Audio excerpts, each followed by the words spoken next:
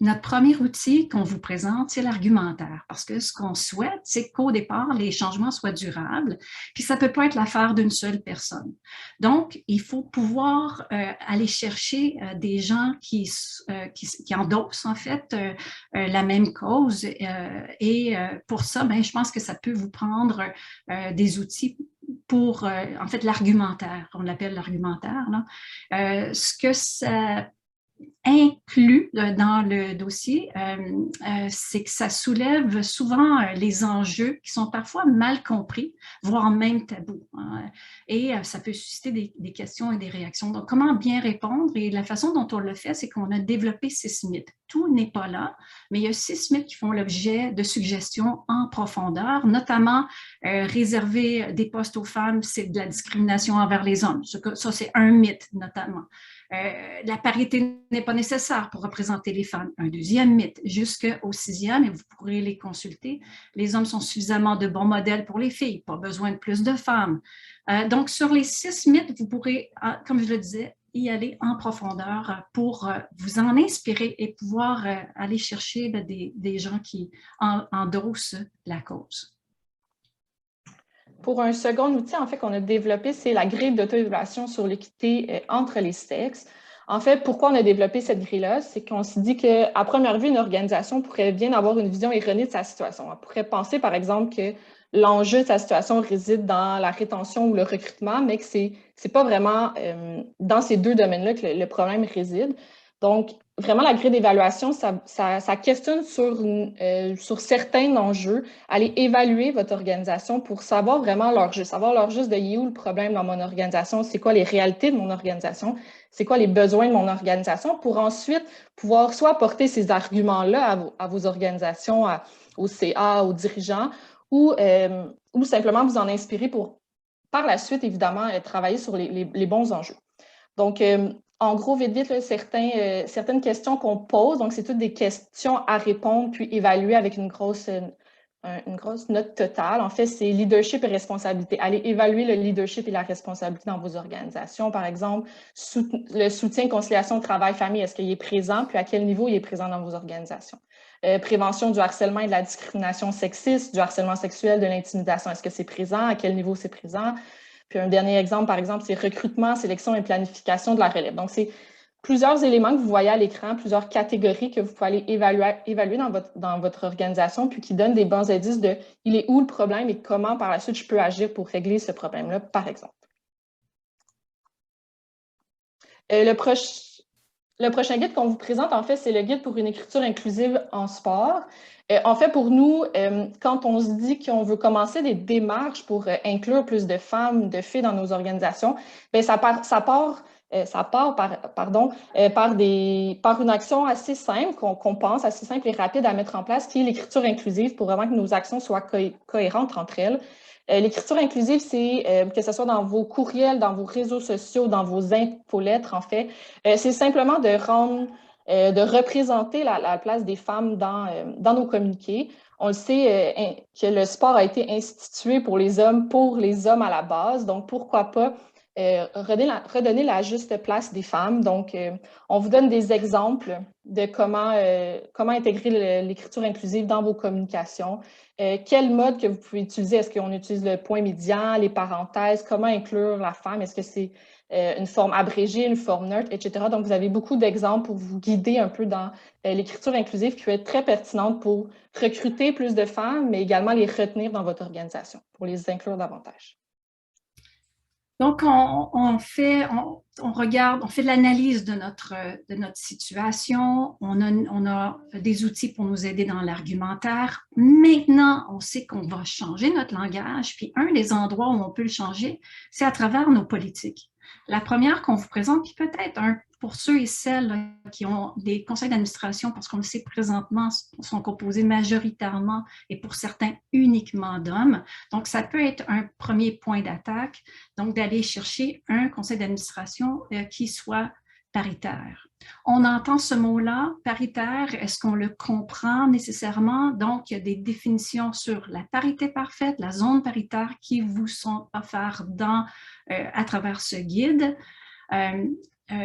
Donc, comprendre la parité et la mettre en action. Et on va aussi vous aider à vous rendre pour bien comprendre et mettre en place une gouvernance paritaire à travers 3 grandes étapes. La première étant une démarche administrative, alors mise en place de politiques. Est-ce qu'on comprend nous-mêmes, approfondir ses propres connaissances si on est déjà membre d'un conseil d'administration, l'évaluation de son organisation, comprendre ce qui motive les femmes, les méthodes d'inclusion, est-ce qu'on peut faire coopter, mentorat, différentes manières d'amener des femmes au conseil d'administration. Il y a une phase de recrutement, notamment on a parlé de la compétence, est-ce qu'on a des grilles de compétences, sortir du milieu sportif s'il le faut, frapper à la porte, c'est-à-dire aller les chercher, les encourager et ne pas attendre qu'elles se présentent d'elles-mêmes. Donc on en parle, définition des rôles, les calendriers de rencontres, plusieurs trucs qui peut-être seraient des solutions gagnantes et finalement des points techniques, l'accueil, une trousse pour les nouvelles arrivées. Le guide fait également mention des avantages d'une organisation paritaire, évidemment, hein, c'est là qu'on veut aller. Donc, on apporte une compréhension et comment y arriver. Et vous allez pour y retrouver des annexes également. On parle de gouvernance et dans la continuité, parce que la gouvernance, c'est une des politiques qui peut être mise en place, mais à travers une politique plus globale d'égalité des genres en sport. Donc, on parle sport au Québec, vous pourrez l'adapter. Quand on parle encore une fois de changement durable et qu'on vient de penser à élaborer ces politiques d'égalité des genres, puis quand on parle de politique, on parle d'un document qui est entériné par un conseil d'administration. Donc, seul un conseil d'administration peut l'abolir. Ça évite qu'on ait une personne qui arrive, qui soit championne de la cause, mais qu'à son départ, tout tombe. Donc, on ne veut pas ça. Ce qu'on veut, c'est de mettre en place ces politiques pour que le recrutement, la succession, la rétention puissent subsister. Quand on parle de politique d'égalité des genres, ça implique de bien comprendre les termes. Donc, on vous offre des définitions sur la notion d'égalité, d'équité, mais également des genres. Alors, comment on définit, et il y en a plusieurs définitions pour bien comprendre la notion de genre. À part les définitions, le guide offre la démarche pour mettre en place une politique d'égalité des genres. Puis juste pour vous dire, la gouvernance, c'est une chose, mais la composition des comités, le personnel équitable égalitaire, les ressources qui sont offertes, les formations, les contenus, les études, les médias, etc. Chacun de ces enjeux peut faire l'objet d'une politique. Super. Donc, jusqu'à présent, on a vraiment vu des outils présentés qui tenaient plus en compte des sphères plus administratives, des politiques qu'on peut mettre en place, des gouvernances, qui visent vraiment la pérennité au sein de vos organisations, vos clubs, vos associations. Mais il arrive souvent que le problème réside vraiment dans le fait que les femmes soient encore trop absentes, qu'elles soient difficiles à recruter ou qu'on ne les voit juste pas, puis qu'elles soient difficiles à retenir. C'est pour ça que le guide, je vous présente ici le guide et les canevas de sondage et d'entrevue développés par Égale Action, qui propose en fait d'aller questionner, d'aller sonder votre clientèle cible. Donc, je vous ai présenté au début la grille d'auto-évaluation qui est vraiment directement plongée dans l'organisation, qu'est-ce qui se passe. Maintenant, c'est d'aller sonder vraiment votre clientèle cible pour répondre vraiment, réellement répondre à leurs besoins à elles, ainsi que les impliquer activement dans les démarches. Puis c'est un sondage, en fait, qu'on a développé, que ce soit pour aller sonder nos participantes, que ce soit aller sonder nos clubs, nos organisations, les membres, les entraîneurs, les officiels, donc différents guides de sondage qui vous est présenté pour vraiment aller voir leurs réels besoins, leur réalité, puis qu'est-ce qu'elles ont besoin pour être plus présentes ou rester plus dans les milieux. Donc, c'est 2 guides qui vous présentent comment soit créer un sondage ou qui vous donnent plein d'exemples de questions. C'est vraiment dans le but pour, une fois qu'on a leurs besoins, d'aller, encore une fois, aller faire des actions concrètes qui est liée à leur réalité, à leurs besoins pour mieux répondre et s'assurer qu'elles restent en place. Puis ces questionnaires-là, en fait, ils devraient être régulièrement aller chercher de l'information auprès de votre population. Donc, ce n'est pas simplement une fois à qui on a réglé un problème, c'est fait. Mais on suggère vraiment de les faire sur une manière régulière pour vraiment aller, les besoins, les réalités changent. Donc, vraiment aller sonder votre population, les inclure dans vos démarches. Donc, c'est ce qu'on vous présente dans ces 2 guides pour bien connaître, comprendre et consulter votre population cible. Voilà. On passe à l'action, on veut recruter, on veut changer la composition de son personnel technique, les gestionnaires.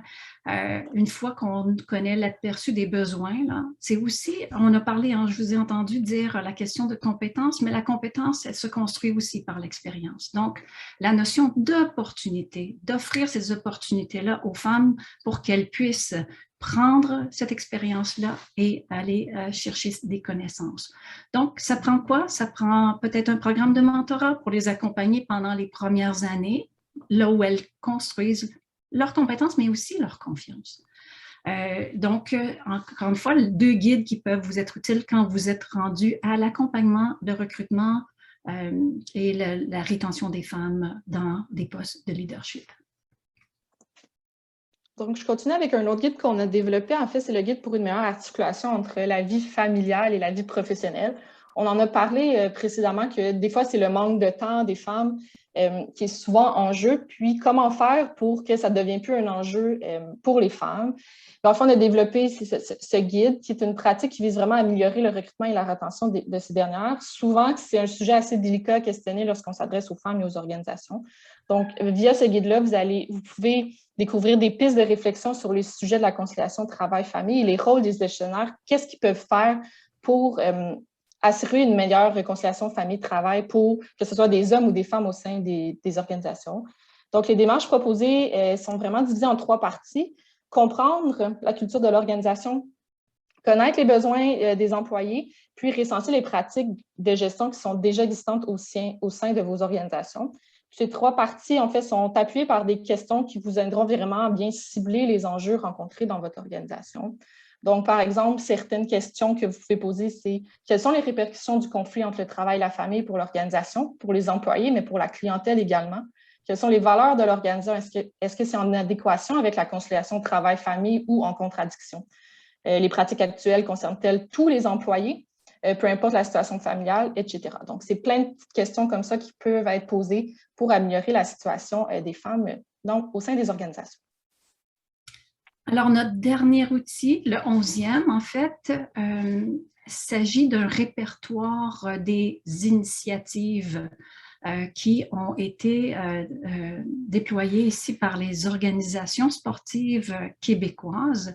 Fait qu'on vous invite à y jeter un coup d'œil. Si vous voulez en faire une lecture rapide, ciblée en fait, quand on a des petits icônes, ils sont tous identifiés, là, on le voit un tout petit peu à l'écran par un sifflet quand qu'on cherche à recruter ou retenir en fait des arbitres dans notre sport. Donc, vous pouvez trouver des pratiques inspirantes pour les entraîneurs, pour les athlètes également, et etc. Donc, encore une fois, on vous invite à en faire la lecture pour vous inspirer. Donc, super. Donc, on vient de présenter brièvement nos 11 outils qui pourraient vous accompagner dans votre quête de changement durable au niveau du leadership féminin. Donc, on vous invite à aller télécharger nos outils gratuitement sur notre site Internet. Donc, on va essayer. Donc, en ce moment, je crois que Cécile nous a informé qu'avec votre adresse courriel, comme je mentionnais, de France, ça ne fonctionne pas télécharger nos outils. Donc, dans les prochains jours, on va essayer de changer, de remédier à la situation. Sinon, on pourra vous envoyer, si vous le désirez, les outils par votre adresse courriel pour que vous les ayez bien en main. Donc, dans ces outils-là, évidemment, c'est une liste qui... Chaque outil est à personnaliser à votre organisation, à vos besoins, à votre organisation, vos réalités.